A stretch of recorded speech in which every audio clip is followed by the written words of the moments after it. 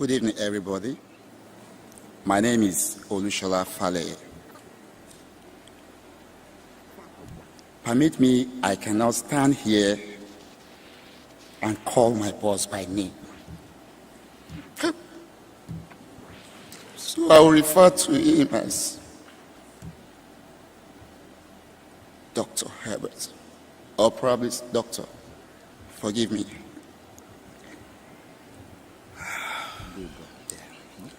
Thank you. So, yes.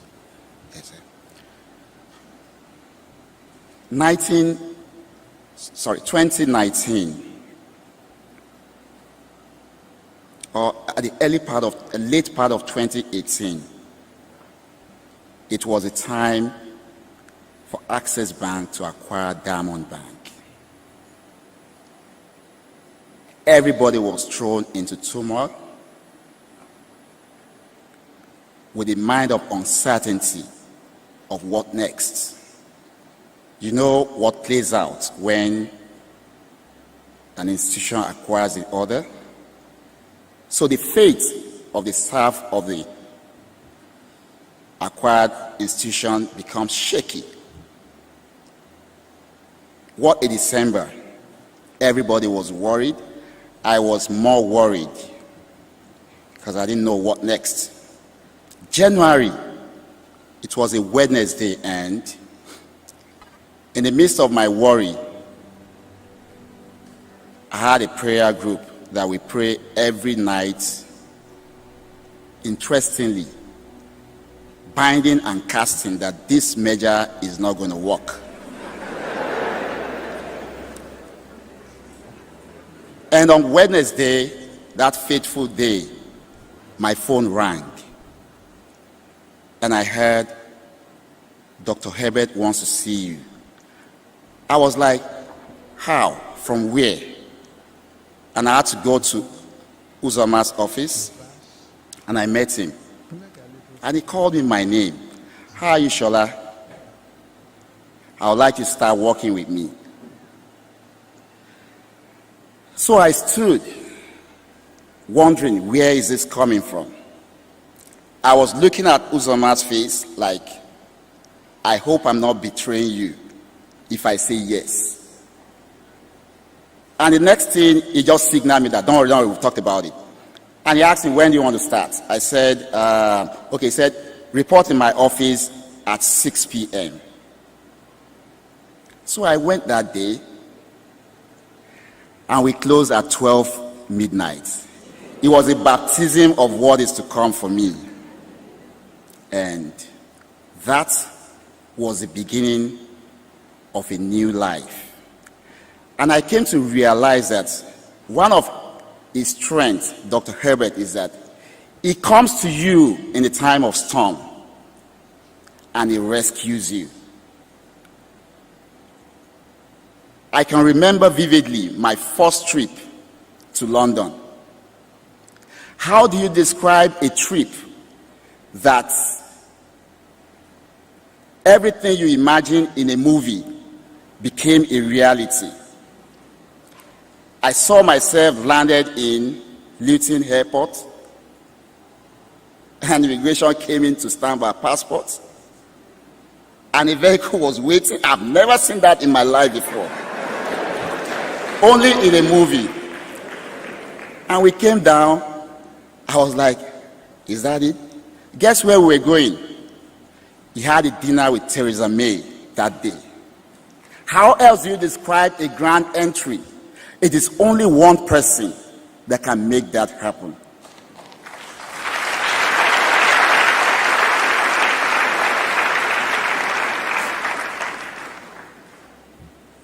And so it was the beginning of our journey. One thing I've always learned in life is I am always committed to what I do. And I think he saw that, and he feels you need to buckle up and grow. Then COVID came. During COVID, when lockdown was to be announced that evening, I was looking at him and I was worried. I'm like, I cannot leave him at this kind of moment because my boss knows everything, but he struggles with technology. So I walked up to him and I said, sir, I will move into Parkview with you. He said, how about your wife? I said, I will talk to her. Auntie Doreen was in London then.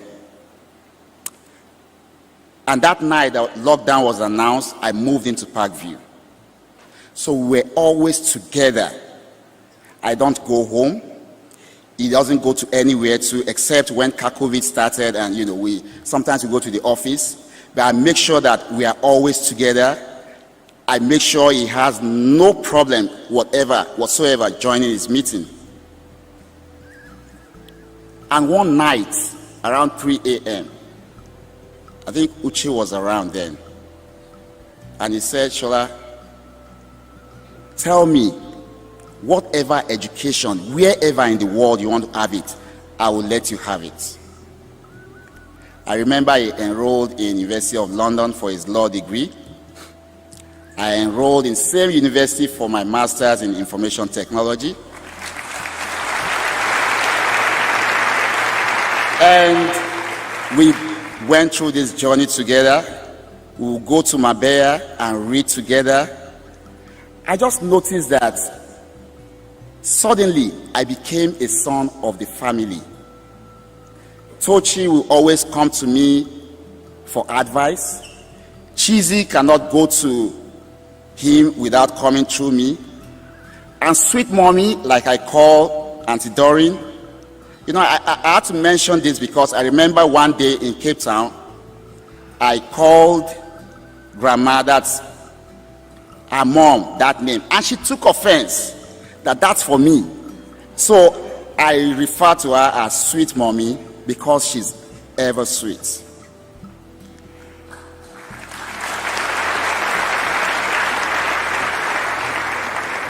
And that's the man, just one man, God threw into this generation. And I don't think anytime soon we'll have such a man. One early morning in Dusseldorf, we were in Germany, and he called me to get him a power bank. I went to his room around 4 a.m. So he was seated on the headboard of the bed. Usually when we travel, he gives me one of his keys. So I just knocked and opened the door. I went in, and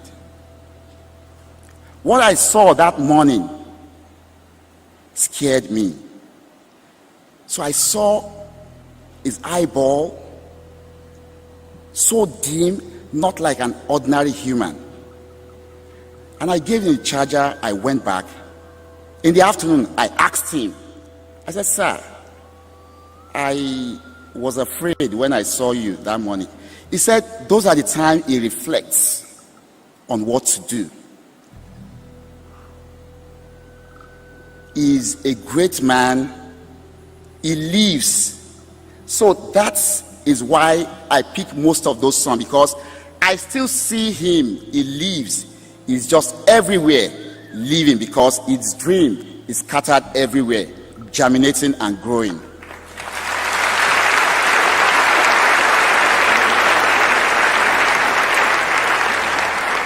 Now to our journey, our last journey. 5 of us embarked on that journey. I remember Mr. Bimbo chatted me and said he wants to come with us. It was a Tuesday. And I told him, my boss' journey is not always straightforward. Sometimes we can get in the air and divert somewhere else. And he said he was going to wait.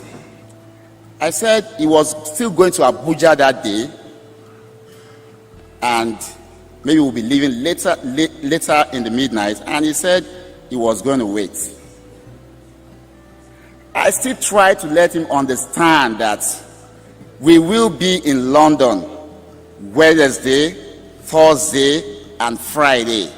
He said he will stay in his house and wait. I really don't know why I was trying to convince him not. I don't know, And we all went on the journey. We got to London. I remember on Friday, after my boss's board meeting in Access UK, he already told me to call Tiny, one of his business partners, to come from Lisbon to have a meeting. He had that meeting. He wasn't satisfied. He said, ride with me. When Dr. Herbert tells you ride with me, it is all meeting. So they rode from Access UK to the house because we needed to park. We parked, and we're all rushing to go to the airport. We got to the airport in Luton and boarded. It was a sweet journey. It was a sweet journey. 11 hours. We flew from London to Palm Springs. I remember in the middle of the air, I walked up to him. I said, sir, how comfortable are you flying chopper at night? I've never done it before.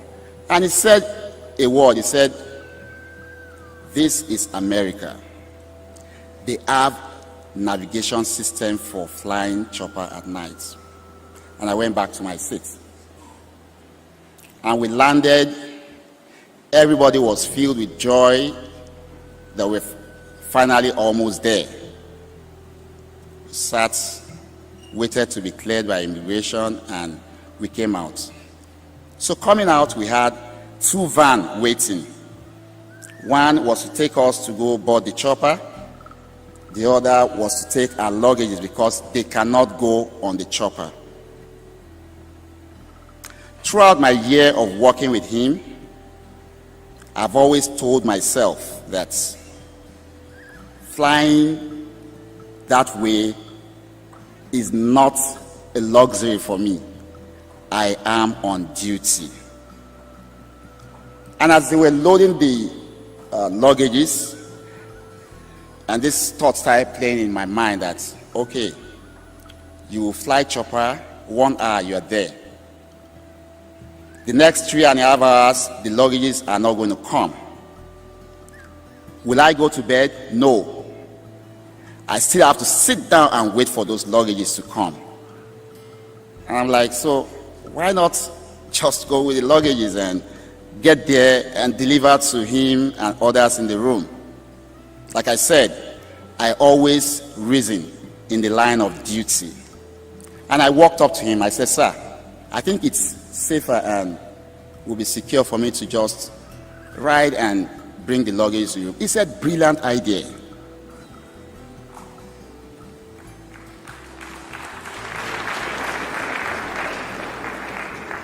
And I said, safe flight. Since 2019, I cannot count 1 or 2 places or flights that is being in that I'm not in it.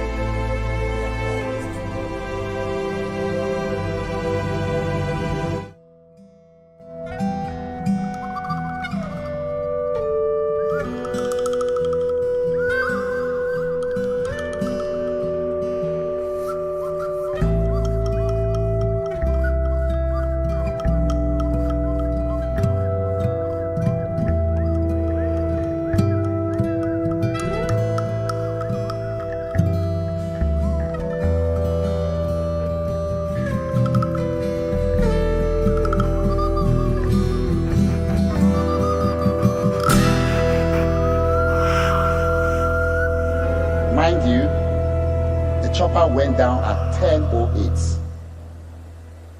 At 10:09, something just pricked me, and I picked up my phone. I'm like, they should have landed, in my own estimation, and I called him first. It wasn't ringing. I called Madame. It didn't ring. She asked 3 numbers. I called the 3 numbers. I called Cheesy, called Mr. Bimbo. So I started sweating in the car. I was afraid. I was still on the road going to Vegas, and I tried to reach Mr. Ike. I guess, he just arrived. He arrived earlier than us, and he was sleeping. I kept calling. I couldn't reach him.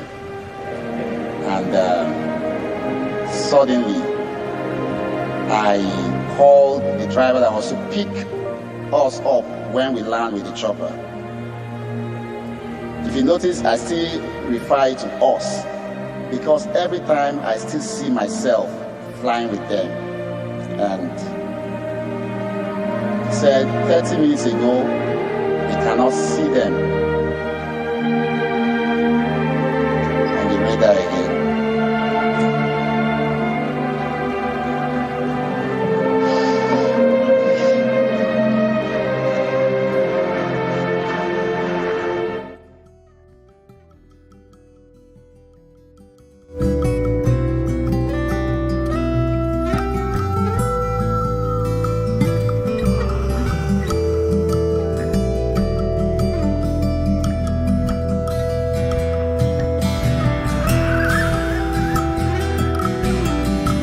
Truly is. Ladies and gentlemen, please welcome to the